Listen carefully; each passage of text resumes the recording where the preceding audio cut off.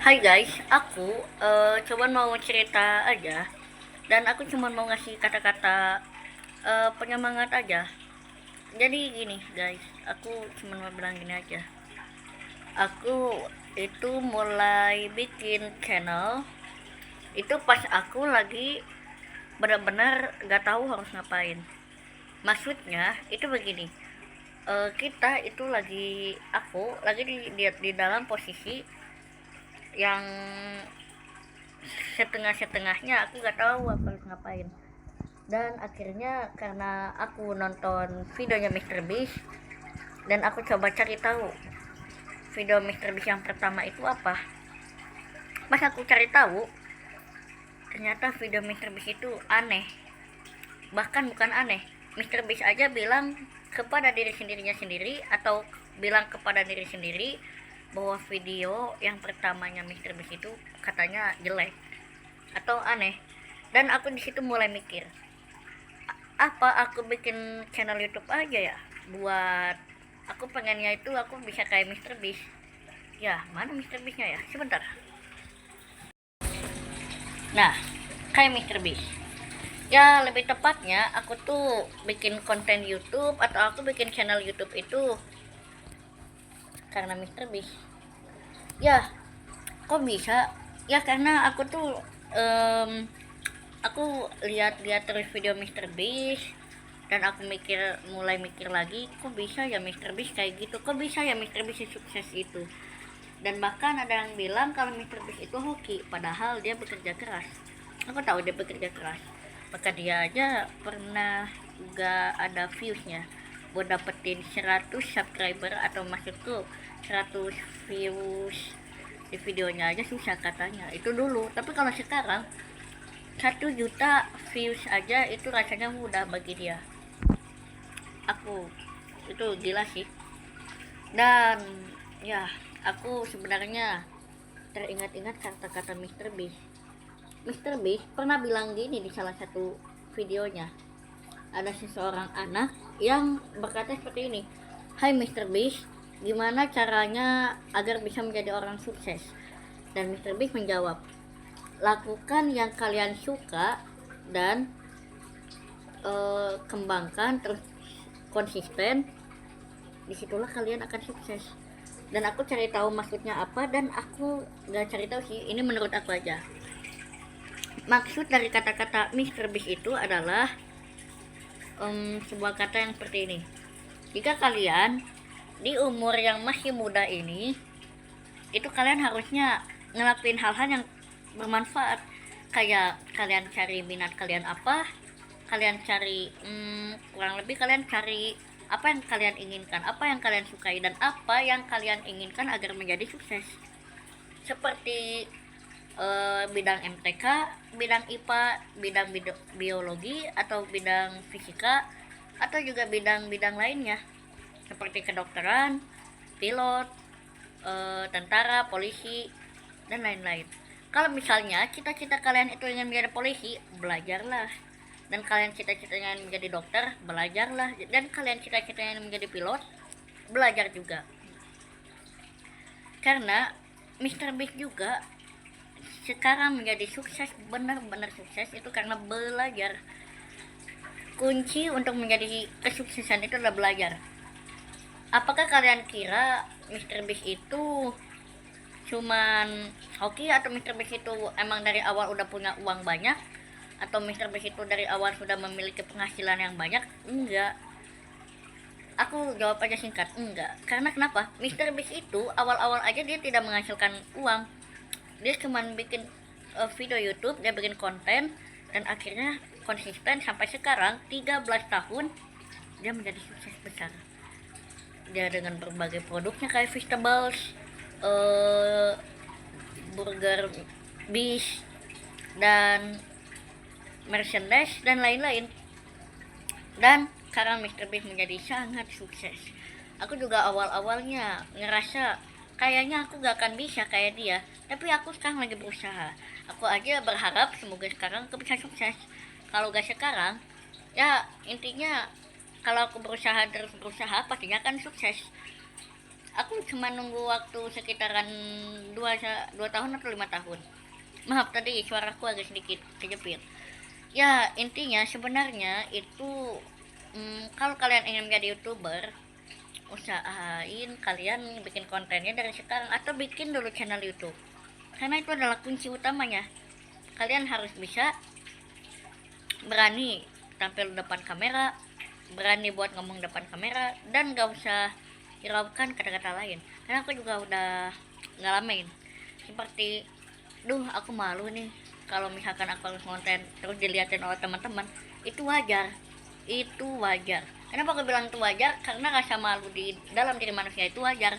Kalau kalau gak malu sih ya gak wajar, biasanya itu gak wajar. Tapi wajar sih kalau kalian malu, aduh aku malu bikin konten, aku malu bikin channel, dan aku malu bikin nama channel, aku malu segala hal.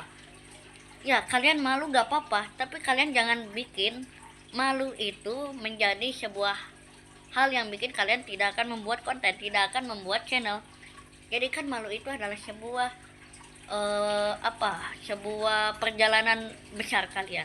Karena awal juga aku malu, bahkan aku pernah bikin satu channel namanya juga sama Rauhi, tapi itu 90% isinya copyright. Jadi aku ganti channel lagi karena sebenarnya channelku itu kena satu strike dan aku gak bisa upload video selama 7 hari. Jadi aku bikin channel baru namanya Rauhi lagi, karena channel yang itu aku hapus. Dan aku dapat pembelajaran besar bahwa kita itu harus benar-benar hati-hati, karena sebenarnya di YouTube itu banyak banget peraturan-peraturan kayak copyright yang bisa membuat kalian strike dan lain-lain. Dan yang paling utama itu adalah adab. Kalau kalian sedang membuat video, usahain kalian pakai adab atau kalian beretika. Karena kalau kalian gak beretika atau gak memiliki etika yang baik saat kalian konten, maka orang-orang gak akan suka. Maksudku gini, orang-orang bakalan benci sama kalian karena kalian tidak beretika. Intinya kalian harus jaga etika. Yang pertama jaga etika, dan yang kedua itu harus jaga kualitas, dan jangan mikirkan angka. Karena aku pernah dapat pesan dari seseorang bahwa kalau kalian misalkan bikin konten cuman karena angka, kalian akan lama suksesnya, atau kalian akan mudah menyerah, kalian akan mudah gagal, kalian akan mudah depresi, stres, dan lain-lain. Pikirkanlah kualitas video kalian, jangan pikirkan angka. Awalnya juga aku cuma mikirin angka, wah kenapa videonya cuma segini sih. Akhirnya aku mulai cari tahu lagi gimana caranya video aku bisa naik lagi viewsnya, dan akhirnya aku bisa. Dan aku juga sudah tidak memikirkan angka lagi untuk sekarang. Dan yang kedua itu kalian harus belajar dari kesalahan. Kalau misalkan kalian itu video dari salah satunya copyright, belajar buat video yang gak kena copyright, atau belajar bikin video yang aman kayak gak copyright, aman gak bikin strike, aman juga buat orang lain, aman juga buat diri kita sendiri. Karena YouTube itu akan menilai dari keamanannya. Kayak misalkan kalau videonya berbahaya untuk diri kita sendiri, misalnya videonya sih bakal kena pelanggaran. Atau juga videonya itu berbahaya buat orang lain tahu, berbahaya buat orang lain ngelakuin. Contoh ini, kalian bakar rumah, contoh aja, jangan ditiru. Contoh kalian bakar rumah, nah kalian upload, itu hal paling gila menurut aku, karena itu gak boleh. Yang pertama, kenapa itu gak boleh? Membahayakan kalian sendiri, membahayakan kamera, membahayakan diri kalian sendiri, bahkan membahayakan orang lain. Dan yang kedua, bisa ditiru oleh orang lain. Kalau misalkan ditiru oleh orang lain, biasanya itu akan sangat membahayakan. Dan maka oleh karena itu YouTube memberikan kalian pelanggaran, karena kalian juga membuat kontennya yang tidak diperbolehkan. Makanya kalian belajar dari kesalahan. Aku juga awalnya sedih, ya kenapa sih, kenapa harus gini. Tapi ternyata aku dapat pelajaran besar kalau sebenarnya YouTube itu gak segampang itu. YouTube juga beda sama aplikasi lain, karena YouTube itu ada syarat tertentu seperti 4.000 jam penayangan dan 1.000 subscriber, seperti 1.000 subscriber dan 10 juta penayangan. Itu menurut aku gila. Tapi Kalau kalian udah berhasil 1000 subscriber dan kalian udah bisa menyelesaikan syarat tersebut, ya kalian cuma pilih dua aja sih, antara video short dan video long. Nah, kalian kalau udah selesai, kalian tinggal fokus apa? Fokus bikin konten, fokus benerin kualitas kalian. Jujur deh, awalnya aku juga sedih. Aku terus saja bertanya, aku bisa gak ya? Aku bisa gak seperti ini? Aku bisa gak melakukan itu? Aku bisa gak buat ini? Awalnya aku bilang seperti itu, tapi ternyata aku bisa. Aku bisa, tapi aku takut. Kebanyakan orang itu takut kegagalannya, bukan takut sama keberhasilannya. Kalau berhasil kalian pasti senang, kalau gagal kalian pasti sedih. Tapi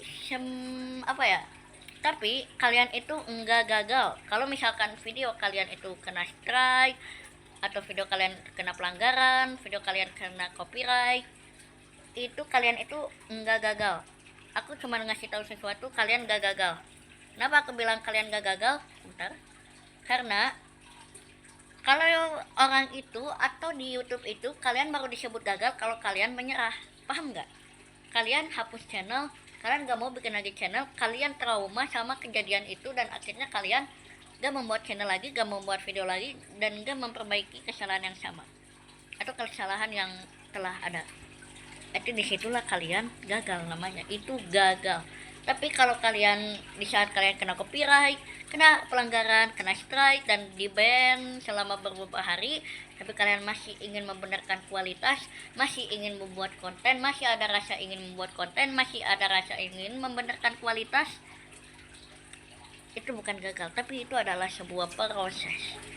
Karena pastinya juga youtuber besar seperti mungkin Winda Basudara, Miao Auk, Mr. Beast, Mark Robert, atau lain-lainnya pasti pernah ngalamin kesalahan di saat bikin konten.